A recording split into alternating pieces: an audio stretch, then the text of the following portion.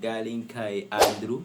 So, Quiz Jonas, magre-regalo kasi ako sa February 14 ng chocolate sa crush ko. Pwede kaya ipaabot na lang? What? Ano ipaabot? Magre-regalo ka man, tapos ipapaabot mo lang? Wag. Ang masasabi ko dito, Andrew. Kung ipapaabot mo, ihanda mo na yung puso mo, ipaabot na lang din, ha?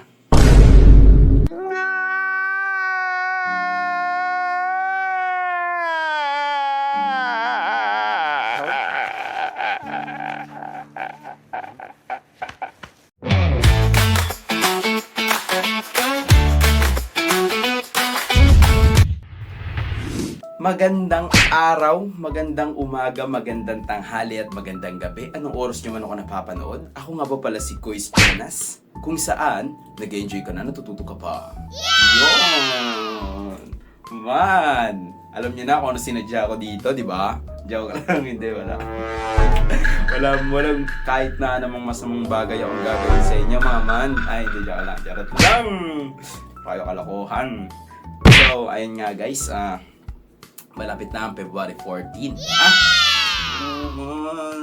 Ano naman yung meron dyan? Walang magba-Valentine's Day! Tama na yan, ha? Tama na yung Valentine's. Hindi na pwede mag-Valentine! Alam kong alam nyo, tol, kahit magtitigan lang tayo dito. Joke lang. February man, marami tayong ganap sa February, pero highlights lang ng February 14. So ano nga ba meron sa February 14 na yan, man?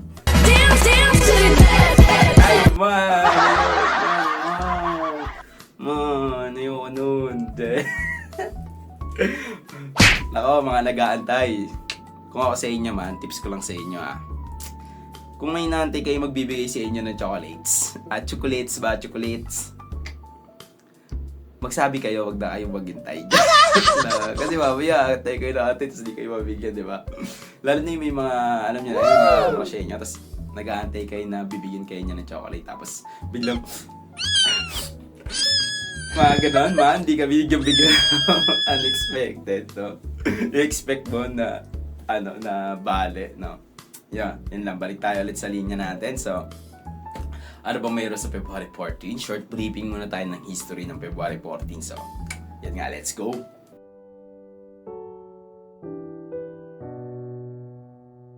Maraming hindi nakakaalam sa pinagmulan ng Valentine's Day, kung saan ito nagsimula at paano lumaganap.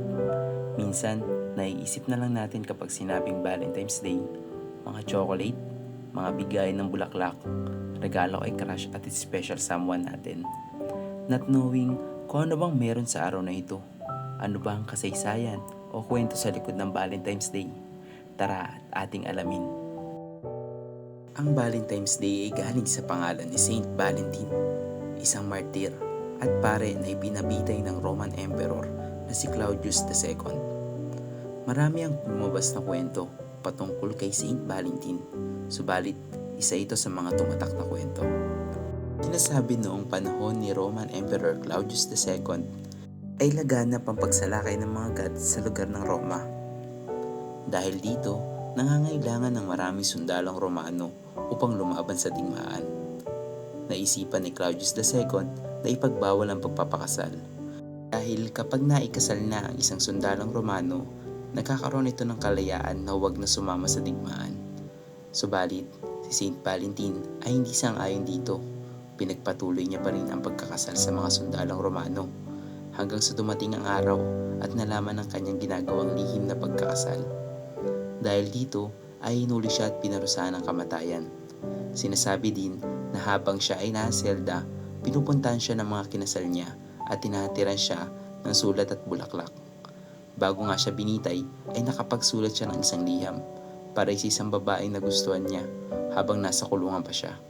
At doon daw nagmula ang kasanayan ng pagsusulat ng liham sa minamahal tuwing February 14, ang araw kung kailan siya binitay.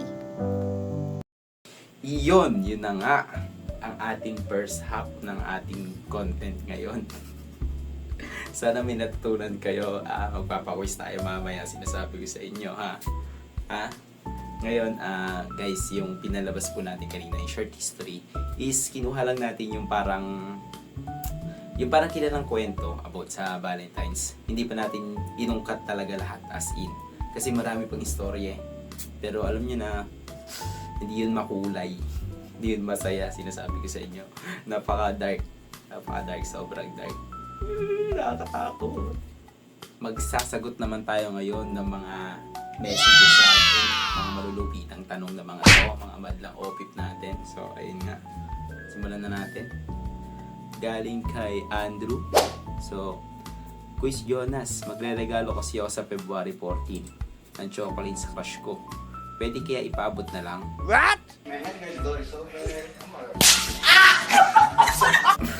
Ano ipaabot? Magre-regalo ka man, tapos ipapaabot mo lang? Wag. Ang masasabi ko dito, ano? Kung ipapaabot mo, ihanda mo na yung puso mo, ipaabot na lang din, ha?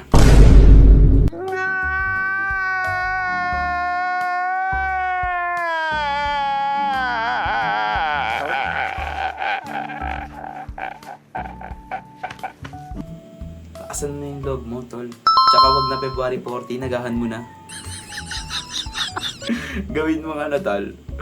Gawin mong February 10. Advance mo ng 4 days. para sure ball ka. Kasi, di ba, February 14, 4 days pa.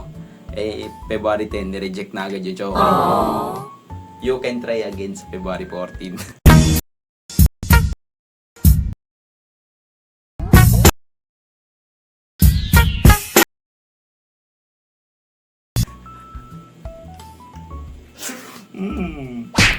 Ganun dapat mindset man. Kasi syempre hindi natin alam di ba?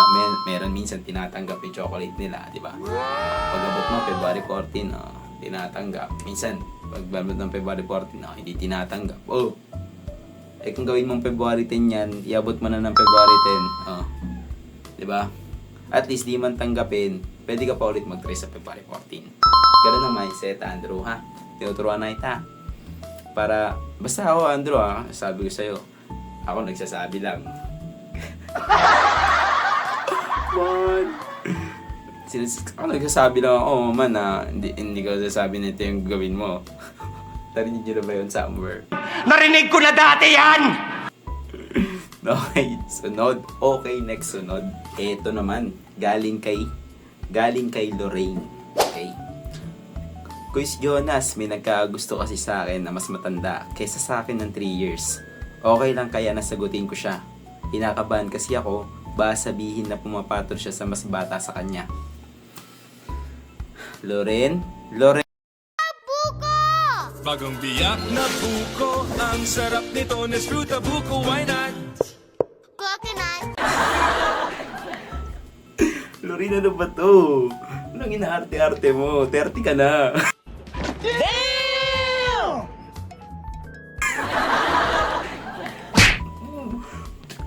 Ay, naku, hampasin kita. Sasabi ko sa'yo. 30 ka na. So, ibig sabihin, 3 years. 3 years yung tanda niya sa'yo. So, 33 na siya. Tapos kinakabahan ka ba? Yan, sabi ko sa'yo, Loren, ha? Ayosin mo, Loren. Kulit mo, Loren, ha? Susunod, last mo na yan, ha? Susunod na mag-message ka pa ng ganyan, Loren. Sabi ko sa'yo, ha? Okay, next sunod. Move on tayo kay Loren. Toyo si Loren.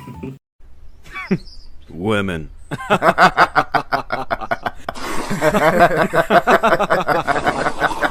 Next, galing naman to kay Jason. So, galing kay Jason. Quiz Jonas, ano bang dapat gawin kapag magkaaway kami? Magkaaway kami kasi kasalanan naman niya. Jason, ha? Kumagaya ka kay Loren, ha? Kailan mo pa natutunan yung kasalanan naman niya? Jason, ha? Umpisa pa lang, ha? Umpisa pa lang yan, ha? Sinasabi ko na sa iyo, ha? Na kasalanan natin lagi yan, ha? Mag-sorry ka na lang agad para di na namabot dito. Pag sinabi ko yung apelyido mo,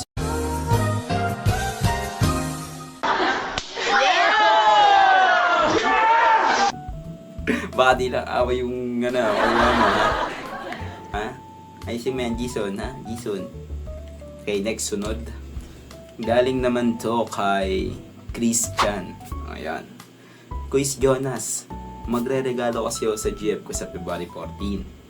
Ano kaya makakapagpasaya sa kanya para yun na lang ire-regalo ko? Okay. Magandang tanong, Christian. Very good. So, Christian, may papayo ko lang sa'yo. Magregalo ka, wag na sa February 14. Kapira naman yan. Diba? Kailan ba sweldo mo? Lingguhan ka ba? So, kung lingguhan ka, January 20 ngayon. 25. January 25 is Saturday. Yes, Saturday. January 25, Saturday yun. So, sa January 25, bumili ka na ng regalo mo. Tapos, iregalo mo sa January 25. Ibig sabihin, magregalo ka ng weekly. Ha? Kada sweldo, regalo. Ma'am, galing mo pala dyan ah. Hindi ko alam ah. Pasalubong ba? Pasalubong. Sigurado ako, Christian. Sa February 14. Sulit na sulit yan. Thumbs up ako sa'yo, tol. Pag nagawa mo yun. Christian, tatandaan mo yun, ha? Wala pa akong maalala, Your Honor. Huh? Wag na sa February 14. Iyan mo na. Pagawa mo na. Kada Sabado. Kada sweldo. Pasalubong. Tsaka regalo. Ha, kung kaya. Tapos sa February 14, tsaka pa siya, tsaka kasi sweldo talaga. Ayun. Very nice, very nice. At dun nga nagtatapos yung ating tanungan. Very nice. Maraming salamat sa mga nagsenta kanilang mga tanong. So, kung gusto nyo rin magtanong, mag-comment down below lang at baka susunod natin vlog, pwede nating sagutin yung mga tanong. Oh! Kayo Yun. Basta, ako man. Kapag ako sumagot man, nagpapayo lang ako man. Hindi ko sinasabing ganyan gawin mo. Gunggong! Barinig kita sa mukha eh! Ay nako, grabe. At nandito na tayo sa ating outro. Patapos na po. Konting na lang.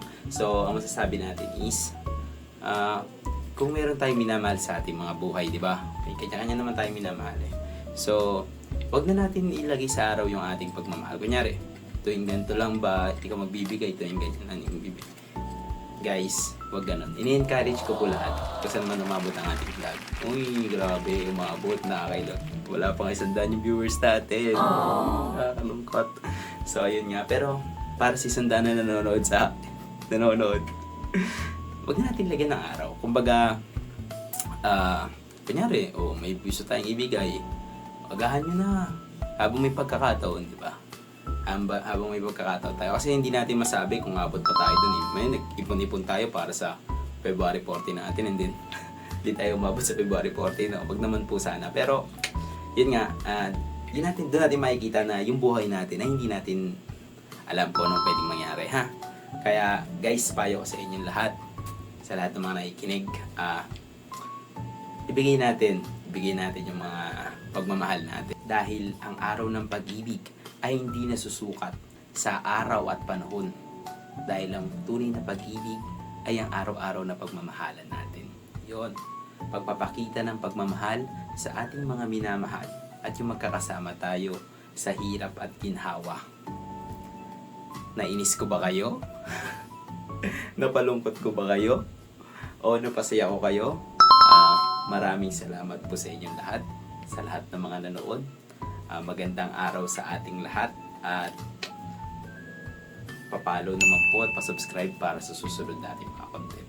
Magandang araw po ulit.